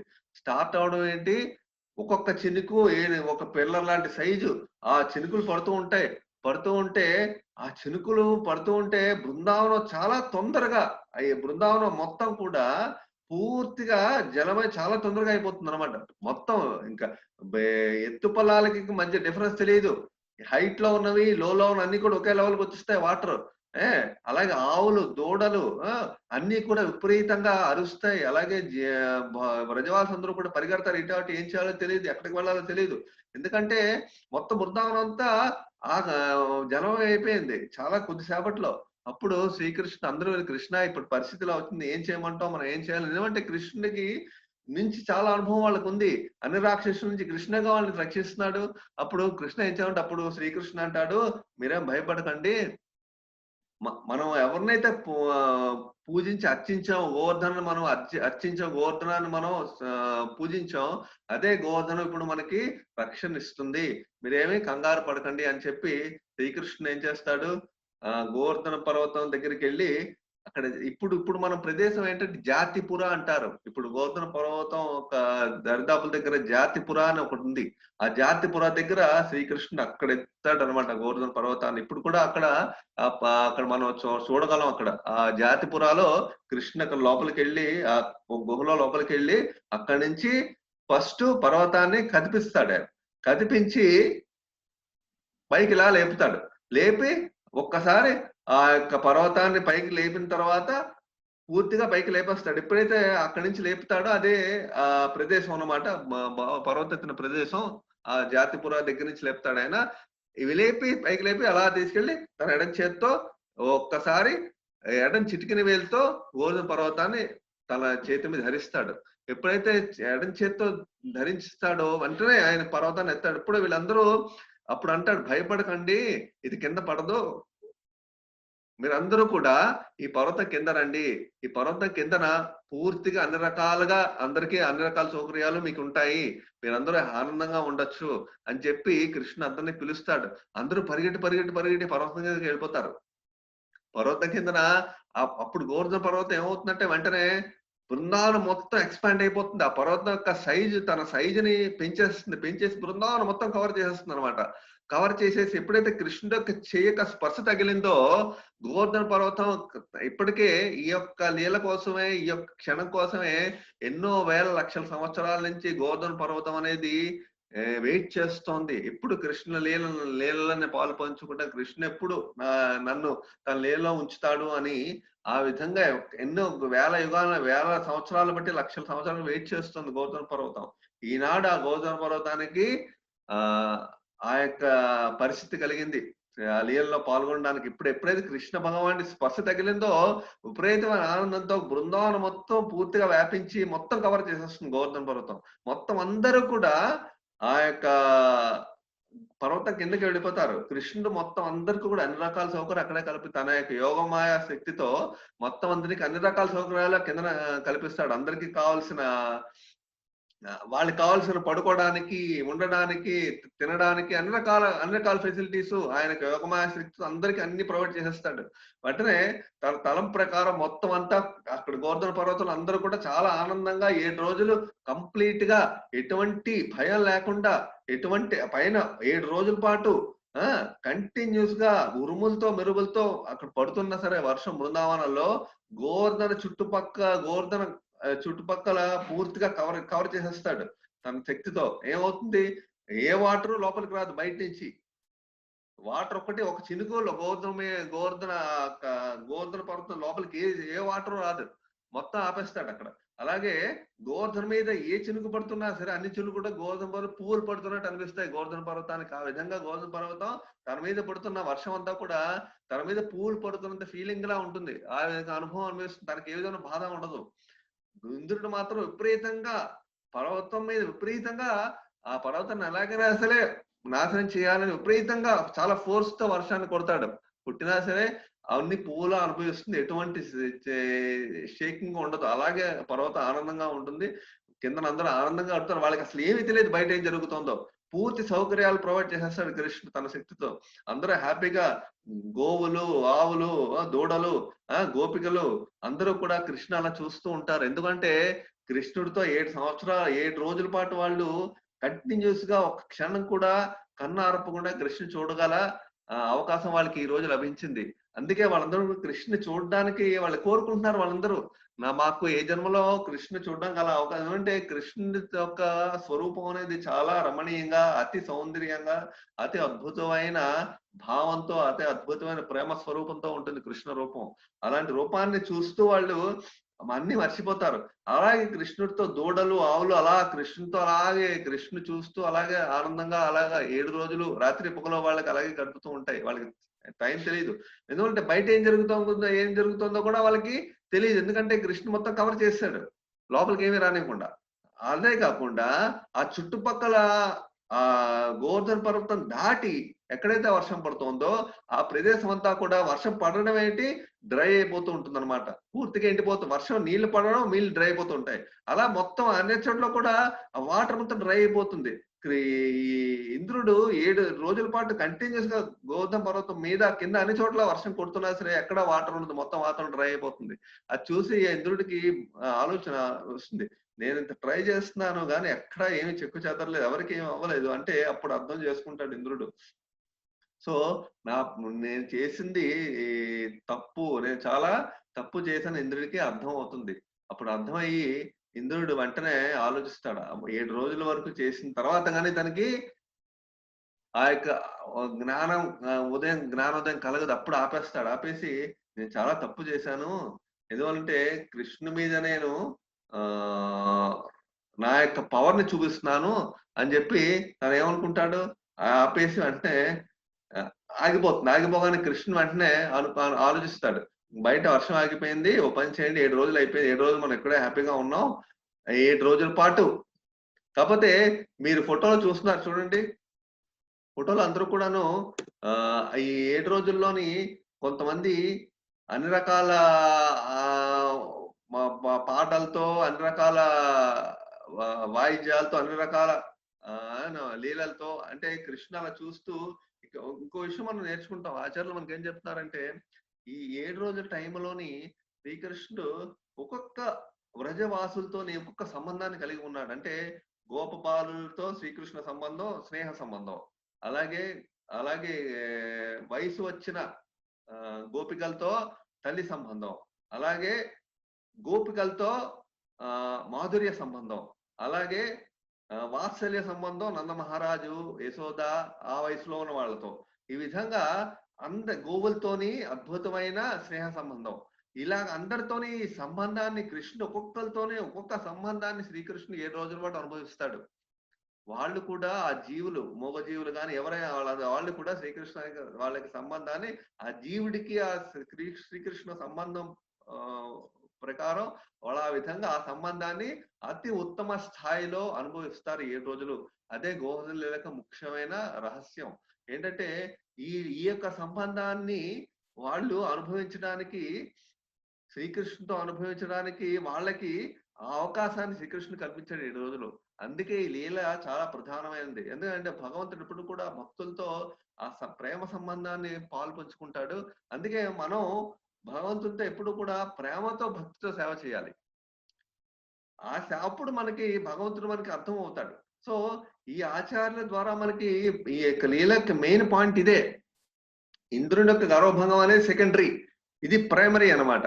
ఈ భగవంతుడు ఎప్పుడు కూడా ఈ లీలలో భక్తులతో పూర్తి అనుబంధాన్ని, పూర్తి యొక్క ప్రేమ బంధాన్ని ఏర్పరచుకుని 7 రోజుల పాటు ఉండడం వల్ల గోవర్ధన లీల చాలా అద్భుతంగా. ఎందుకంటే అందరూ కూడా కృష్ణుని అందరూ అలా చూస్తూ ఉంటారు, ఆస్వాదిస్తూ. అలా గడుపుతే 7 రోజులు హ్యాపీగా, సంతోషంగా అందరికీ అనుభవం జరుగుతుంది. సో ఇది గోవర్ధన యొక్క రహస్యం. ఇప్పుడు మనం విషయం అనేది ఇప్పుడు మనం ఇది భగవంతుడు ఎప్పుడైతే ఆ వర్షం ఆగిపోయిందో కృష్ణుడు వెంటనే అందరూ ఇంక వెళ్ళండి, 7 రోజులు అయిపోయింది, ఆగిపోయింది, వర్షం అంతా మొత్తం అంతా డ్రైగా అయిపోయింది పైన, మీకు ఎక్కడికి ఏ ప్రాబ్లం ఉండదు, మీరందరూ ఇళ్ళకి వెళ్ళిపోండి, మీ ఆవులంతా తీసుకెళ్ళిపోండి. అంతా మామూలుగా సూర్యుడు వచ్చేస్తాడు. సూర్యుడు రాగానే మేఘాలు ఎప్పుడు పోతాయి, అన్ని ఆటోమేటిక్ గా అందరూ బయటకు వెళ్ళిపోయి ఆనందంగా వెళ్ళిపోతారు. వెళ్ళిపోయి కృష్ణుని అప్పుడు బయటకు వెళ్తూ అనుకుంటూ ఉంటారు, కృష్ణుని మనం 7 రోజుల పాటు ఇలా మనకు అసలు ఏం తెలియలేకుండా 7 రోజులు గడిచిపోయి, అసలు మనకి కృష్ణుడు తప్ప, కృష్ణుడు యొక్క సహవాసంతో మనకి ఏమి 7 రోజుల్లో మనకి కలగలేదు. అంత అదృష్టం మనకు కలిగింది అని చెప్పి గోపికలు అందరూ కూడా, గోపబాలురు అందరూ కూడా ఆ విధంగా పూర్తి అనుభవం పొంది అనుకుంటూ ఆ యొక్క విషయాల్ని చర్చించుకుంటూ అలా వాళ్ళ ఇంటికి వెళ్తూ ఉంటారు. అప్పుడు కృష్ణుడు నెమ్మదిగా ఆ గోవర్ధన పర్వతాన్ని కిందకి దించేస్తాడు. దించేసి అప్పుడు తను కూడా నెమ్మదిగా వాళ్ళతో పాటు మనం నడుస్తుండే. అప్పుడు వయసులో ఉన్న స్త్రీలు వాళ్ళందరూ, నంద మహారాజ్ ఫ్రెండ్స్ వాళ్ళందరూ కృష్ణుని దగ్గర ఆలింగనం చేసుకుని, నువ్వు చాలా చిన్న పిల్లవాడైనా సరే ఇంత అద్భుతంగా మమ్మల్ని రక్షించావు, ఈ రోజు మమ్మల్ని ఈ విధంగా ఆనందంగా నీతో ఉండే అవకాశాన్ని ఇచ్చావు అని చెప్పి అందరూ కృష్ణ ఆలింగనం చేసుకుని కృష్ణుడితో మృదువుగా అందరూ మాట్లాడతారు. గోపికలందరూ కూడా కృష్ణుని చూస్తూ, కృష్ణుడు చేసిన ఇంకా అద్భుతమైన విషయాలు దీంట్లో ఉన్నాయి, ఆచార్యుల ద్వారా మనం తెలుసుకుంటాం. సో చాలా విషయాలు గోవర్ధన పర్వతంలో ఇంకా చాలా ఇముడు ఉన్నాయి. సో శాస్త్రాల్లో మనం ఇంకా డీప్ గా వెళ్తే చాలా విషయాలు బయటపడతాయి, బయటకు మనకు తెలుస్తాయి. సో అందువల్ల భగవంతుడు ఎప్పుడు కూడా భక్తులతోనే ఉంటాడు. అదే మనం చాలా విషయం తెలుసుకోవాలి.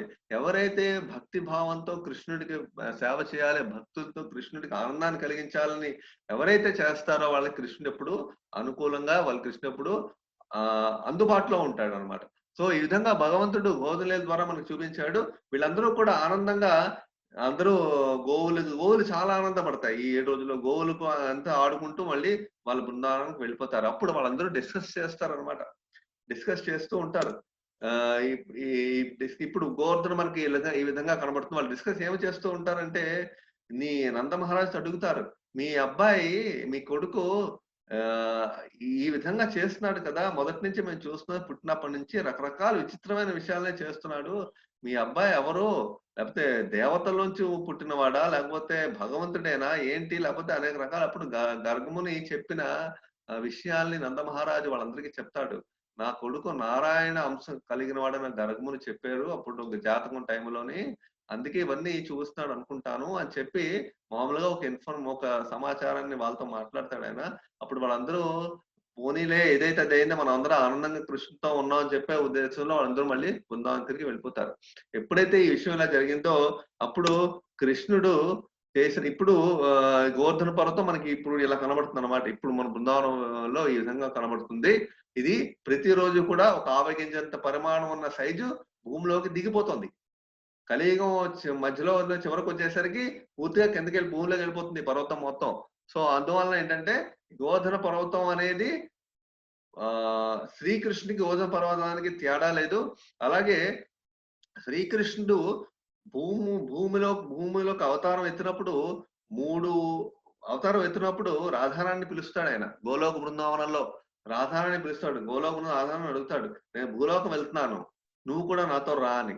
రా అంటే అప్పుడు రాధారాణి, శ్రీమతి రాధారాణి వెంటనే అవ్వటండి, నేను వస్తానుగా, నాకు 3 విషయాలు నాకు ఇవ్వాలి, నాకు కావాలి, నాకు తీసుకురావాలి, అక్కడ ఈ గోలోక బృందానికి భౌమ బృందాన్ని తీసుకురావాలని అడుగుతుంది రాధారాణి.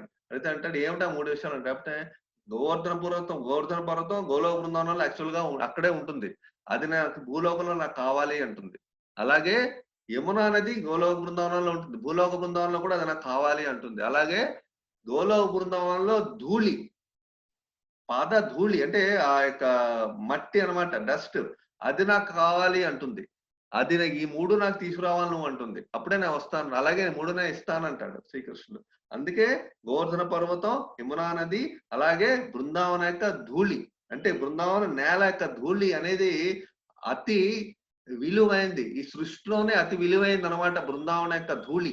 ఆ ధూళి ఏంటంటే ఆ బృందావనానికి అందుకే మనం ఎప్పుడైనా బృందావనం వెళ్ళినప్పుడు బృందావనానికి ధూళిలా మనం తీసుకొస్తాం నేల మీద, అది అందరూ ప్యాకెట్ లో పట్టుకుని తీసుకెళ్తారు ఇప్పటికి కూడా. ఎందుకంటే అది చాలా మంది తల మీద వేసుకుంటారు, లేకపోతే నోట్లో వేసుకుంటారు. ఎందుకంటే కృష్ణ ప్రేమ అనేది బృందావనం ధూళి ద్వారా మనకు వస్తుంది.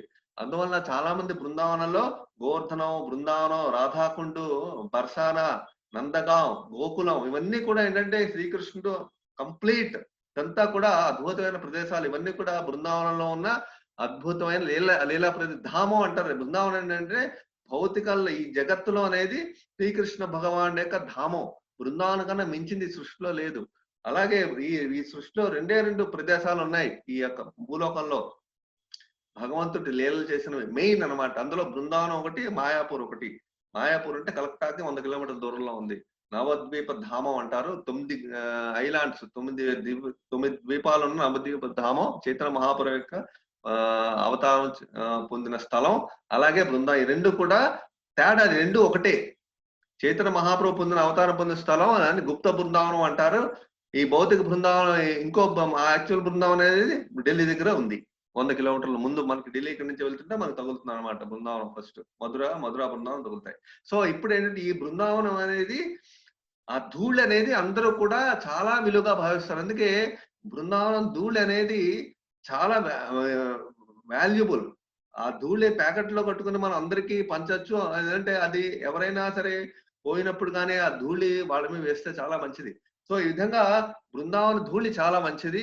మనందరం కూడా చాలా వర్షిప్ చేయాలి, పూజ చేయాలి బృందావన ధూళి. అందుకే ఈ 3 విషయాలు ఆధారణ అడుగుతుంది. అందుకే ఈ 3 విషయాలు కూడా చాలా ముఖ్యమైనవి బృందావనంలో. యమునా నది, గోవర్ధన పర్వతం, మళ్ళీ బృందావనక ధూళి. సో ఈ విధంగా గోవర్ధనాన్ని మనం అర్థం చేసుకుంటాం.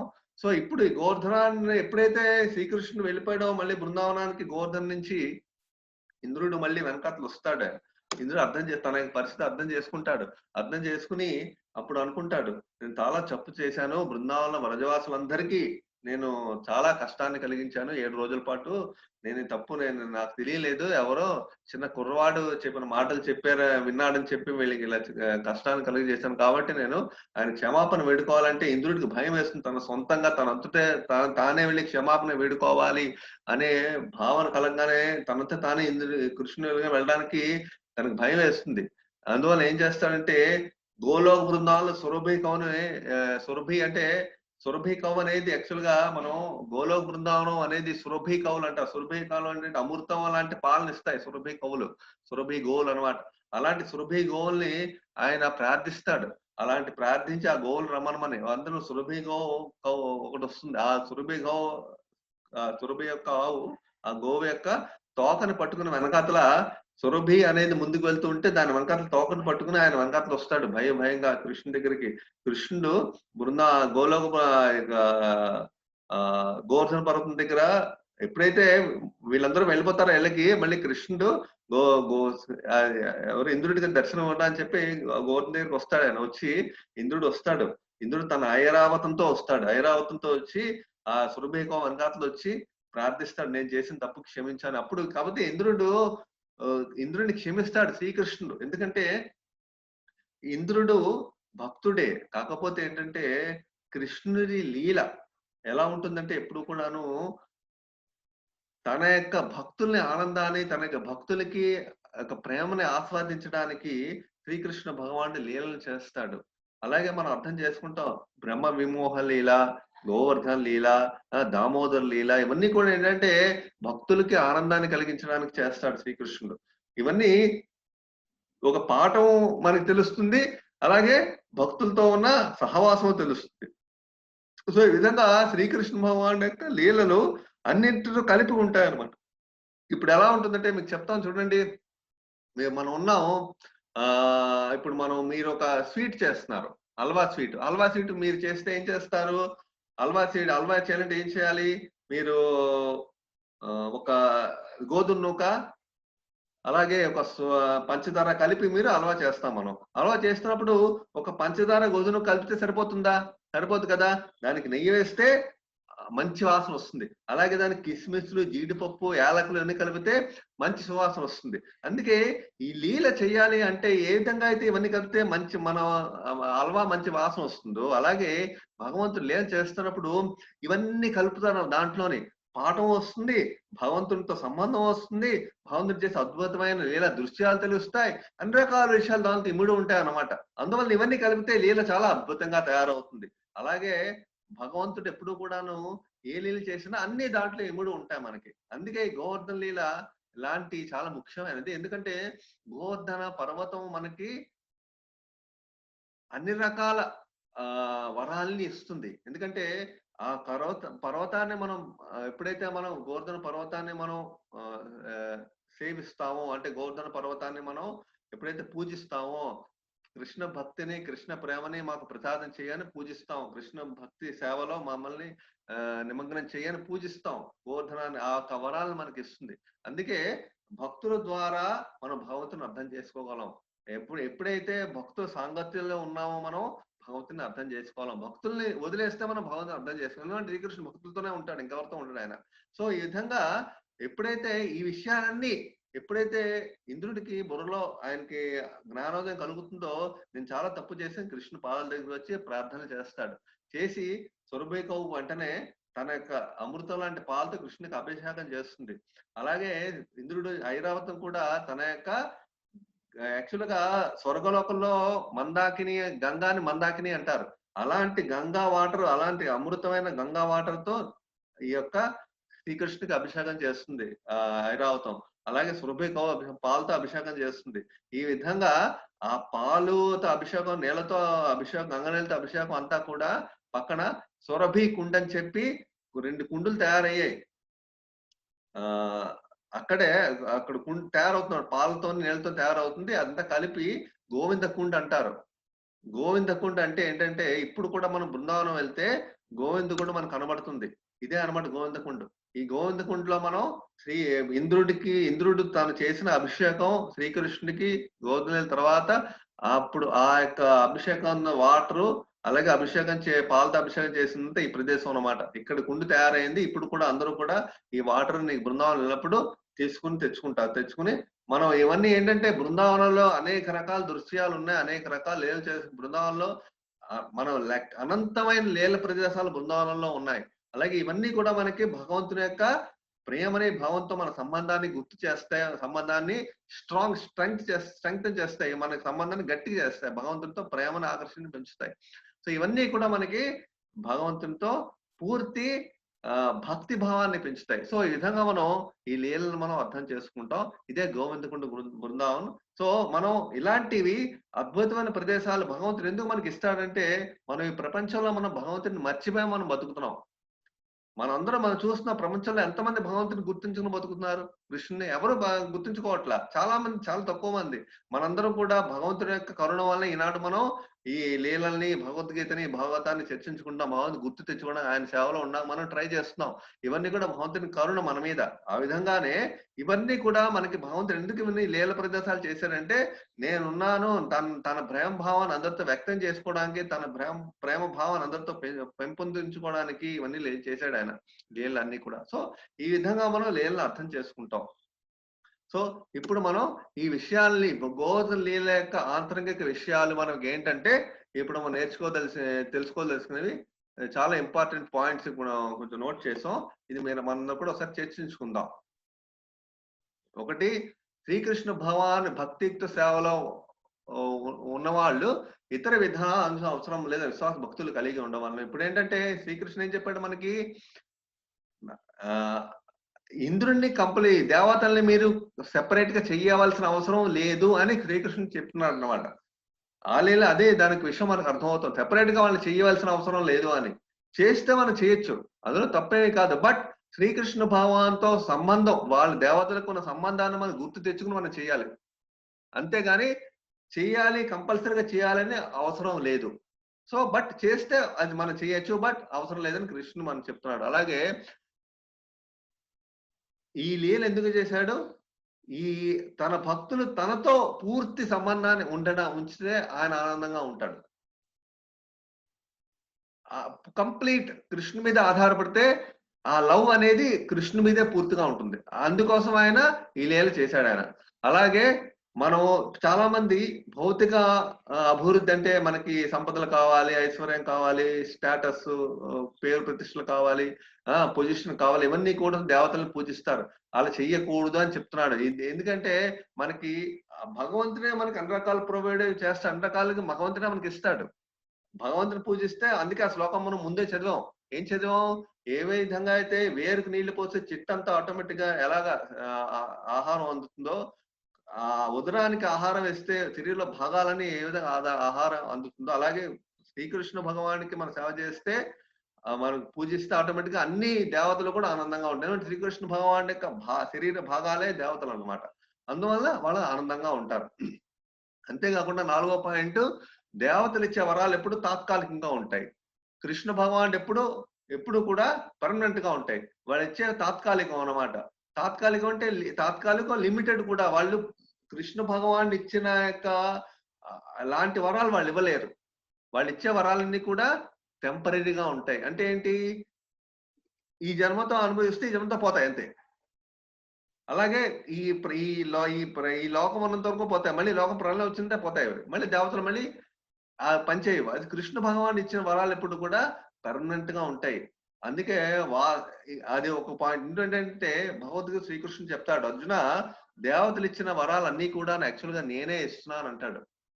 నేనే ఇస్తున్నాను అంటాడు శ్రీకృష్ణుడు. నేనే ఇస్తున్నాను అంటే ఏంటి, యాక్చువల్ గా దేవతలకు ఆ వరాలు, యాక్చువల్ గా పవర్ అనేది శ్రీకృష్ణుడే ఇస్తాడు. మనం 7వ చాప్టర్ లో మనం డిస్కస్ చేసాం. అంటే మనకు గుర్తు ఉండే ఉంటుంది. 7వ చాప్టర్ లో చెప్తాడు శ్రీకృష్ణుడు, దేవతలు ఏ వరాలు అయితే ఇస్తున్నారో ఈ ప్రపంచంలో అందరికీ యాక్చువల్ గా వరాలు నేనే ఇస్తున్నాను అని చెప్తాడు. యాక్చువల్ గా వాళ్ళకి వరాలు ఇచ్చే శక్తి వాళ్ళకు ఉండదు. ఆ శ్రీకృష్ణ వరాలని ఇస్తాడు. సో ఆ విధంగా దేవతలకు ఆ శక్తిని ఇస్తాడు. దేవతలు ఆ శక్తి ఇస్తారు. దేవతల్లో కొన్ని వరాలు శ్రీకృష్ణుడు దేవతలకు బైపాస్ చేసి ఆయనే ఇస్తాడు డైరెక్ట్ గా. ఆయన ఇష్టం అన్నమాట, ఏ విధంగా చేసుకుంటాడు ఆయన. సో యాక్చువల్ గా శ్రీకృష్ణుడే ఇస్తాడు అన్ని వరాలని. అది విషయం మనం తెలుసుకోవాలి. అలాగే ఎప్పుడైతే దేవతలు మేమే శక్తివంతులమే, ఇప్పుడు ఇంద్రుల విషయం మనం చూసాం. నన్ను పూజించుకుని వాళ్ళనే పూజిస్తున్నారు, నా యొక్క పూజ చేయకపోతే వాళ్ళకి ఈ విధమైన పరిస్థితి వస్తుంది అని ఒక విధంగా గర్వపడడం వల్ల వాళ్ళకి పాఠాలను శ్రీకృష్ణుడు దేవతలు కూడా చెప్తాడు అన్నమాట. సో అందుకే మనం ఇంద్రుడికి ఎప్పుడైతే ఏ విధంగా అహంకారం, గర్వం పడడం వల్ల తన పెద్ద పొజిషన్ లో ఉన్నాడు కదా ఆయన, ఆ అహంకారం, గర్వం వల్ల భగవంతుడి మీద తన ఆధారపడ్డాడు అనే విషయాన్ని మర్చిపోయాడు ఆయన. అలాగే మనం కూడా భౌతికమైన సంపదలో అహంకారం మనకు కలిగితే, గర్వం కలిగితే భగవంతుని మీద ఆధారపడ్డాం అనే విషయం మనం మర్చిపోతాం. కానీ ఇక్కడ ఇంకో విషయం ఏంటంటే, దేవతలు ఎప్పుడు కృష్ణుని మర్చిపోరు. దేవతలు ఎప్పుడు కృష్ణుని మర్చిపోరు. కాకపోతే ఎప్పుడైతే ఏదో విధంగా మర్చిపోయారంటే, ఈ విధంగా మర్చిపోయే అవకాశం ఒకసారి కృష్ణుడే కల్పిస్తాడు లీల కోసం. బ్రహ్మ విమోహ లీల, దామోదర లీల, అలాగే ఏమంటాం మనం ఈ గోవర్ధన్ వీటిలో కూడా తనని మర్చిపోయే అవకాశం ఒకసారి కృష్ణుడే కల్పిస్తాడు. సో అందువల్ల కృష్ణుడు ఎప్పుడు కూడా నా భక్తులను నేనే కాపాడాలి అనే సొంతంగా రెస్పాన్సిబిలిటీ తీసుకుంటాడు. కృష్ణుతో అది ఉంది. కృష్ణ ఏమంటాడు భగవద్గీతలో, నా భక్తులు ఎప్పుడు కూడా నాశనం కారు అని 9వ చాప్టర్ లో చెప్తాడు శ్లోకం. క్షిప్రం భవతి ధర్మాత్మ శాశ్వత శాంతిం నిగచ్చతి కౌంతేయ ప్రతిజానీహి నమే భక్త్యా ప్రణశ్యతి. అందరూ కూడా ఎవరు కూడా భక్తులు, శుద్ధ భక్తులు ఎవరు కూడా కృష్ణుడి భక్తులైన అయితే మాత్రం వాళ్ళకి నాశనం అనేది రాదు. ఎందుకంటే ఆయనే స్వయంగా వాళ్ళ బాధ్యతను తీసుకుంటాడు. అందువల్ల తానే ఎప్పుడు వాళ్ళ బాధ్యతను తీసుకుంటాడు కాబట్టి కృష్ణ భక్తులు ఎప్పుడు నాశనం కారు, వాళ్ళ భక్తి ఎప్పుడు నాశనం కాదు. సో ఈ విషయం మనం చాలా జాగ్రత్తగా అర్థం చేసుకోవాలి. ఈ విధంగా కొన్ని పాఠాలను మనం తెలుసుకుంటాం. సో ఈ విధంగా భగవంతుని మీద భక్తి మనకి ఉందంటే ఆటోమేటిక్ గా అన్ని సెట్ అవుతాయి జీవితంలో. భగవంతుడు అన్ని రకాల అవసర పరిస్థితిని మనకు కల్పిస్తాడు. సో ఈ విధంగా మనం ఈ యొక్క గోవర్ధన మనం చర్చించుకుంటున్నాం. రేపు గోవర్ధన లీల.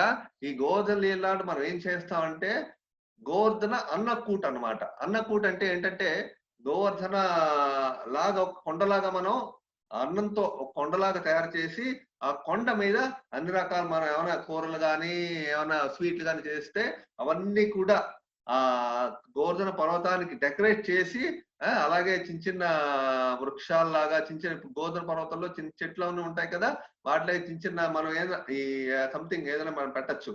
అదే చిన్న చిన్న మొక్కల్లాగా చిన్న చిన్నవి పెట్టచ్చు. అలాగే అలాగే రకరకాల ఇప్పుడు అంటే మీకు ఇంకా నేను డీటెయిల్స్ గా చెప్తున్నాను. అంటే చెర్రీస్, రకరకాల ఫ్రూట్స్ ఉంటాయి కలర్స్ తో. అవన్నీ పెడితే ఏమవుతుంటే అంత సుందరంగా కనబడుతుంది. ఆ యొక్క అన్నకూట అంటారు దాన్ని. ఈ అన్నకూట అనేది బృందావనంలో కూడా చాలా మంది ఈ అన్నకూటని గోవర్ధన పర్వతం దగ్గర రేపు తయారు చేసి గోవర్ధనానికి నైవేద్యం పెడతారు. ఈ ఇస్కాన్ ఇప్పుడు కృష్ణ బృందావనం అన్ని టెంపుల్స్ లో కూడా ఈ అన్నకూట తయారు చేసి రాధా కృష్ణులకి నైవేద్యం పెడతారు. పెట్టి ఆ అన్నాన్ని అందరికి పంచుతారు. బృందావనంలో 5,000 కృష్ణుడి టెంపుల్స్ ఉన్నాయి. 5,000 టెంపుల్స్ లోని అన్నకూట తయారు చేస్తారు. తయారు చేసి కృష్ణుడికి యొక్క ప్రసాదాన్ని అందరికి అందరు రోడ్ల మీద వెళ్ళి అన్ని ఊళ్ళో అన్నికి పంచిపెడుతూ ఉంటారన్నమాట. బృందావనం గోవర్ధనలో చాలా అద్భుతంగా రేపు జరుగుతుంది. సో మన ఇంట్లో మనం కూడా ఏం చేయాలంటే కృష్ణుడికి మనకి వీలైనంత వరకు ఒక కొండలా తయారు చేసి దానికి ఒక పళ్ళు పెట్టి అలాగే స్వీట్లు గాని పెట్టి భగవంతుడికి అన్ని రకాల గోవర్ధన కింద ఒక చిన్న మొహం కింద మనం తయారు చేసి ఫోటోలు పంపిస్తాం. మీరు దాని కృష్ణుడికి పెట్టి మీరు కృష్ణుడికి నైవేద్యం పెట్టండి రేపు. పెట్టి అందరూ కూడా ఆ ప్రసాదాన్ని అందరం తిందాం. సో అప్పుడు మనం భగవంతుడి యొక్క భక్తికి మనం పాత్రులవుతాం. సో ఈ విధంగా గోవర్ధన పూజను మనం రేపు జరుపుకుందాం. మీరందరూ కావాలంటే ఇన్ కేస్ ఆహ్, మీకు ఏమైనా డౌట్ ఉంటే bjar@telugu.gmail.com ఇవాళ ఏమైనా మీరు మెయిల్స్ చేస్తే అప్పుడు మీకు మేము డీటెయిల్స్ ఏమైనా పంపిస్తాం. రేపు ఎలా చేయాలి. మేము కూడా వీలైనంత వరకు మేము ఫోటోలు ఏమైనా పెడతాం ఈ వాట్సాప్ గ్రూప్‌లో. మీరు ఆ ఫోటోస్ చూసి మీకు ఎలా చేయాలని మీకు తెలుస్తుంది. ఓకే. హరే కృష్ణ. మీకేమన్నా డౌట్స్ ఉంటే bjar@telugu.gmail.com మెయిల్ చేస్తే మీకు వెంటనే మేము ఇవాళ మాత్రం మీకు ఆన్సర్‌లు పంపిస్తాం. Thank you very much. మీరందరూ ఈ లీలలు వినడానికి వచ్చినందుకు మీ అందరికి ధన్యవాదాలు. హరే కృష్ణ.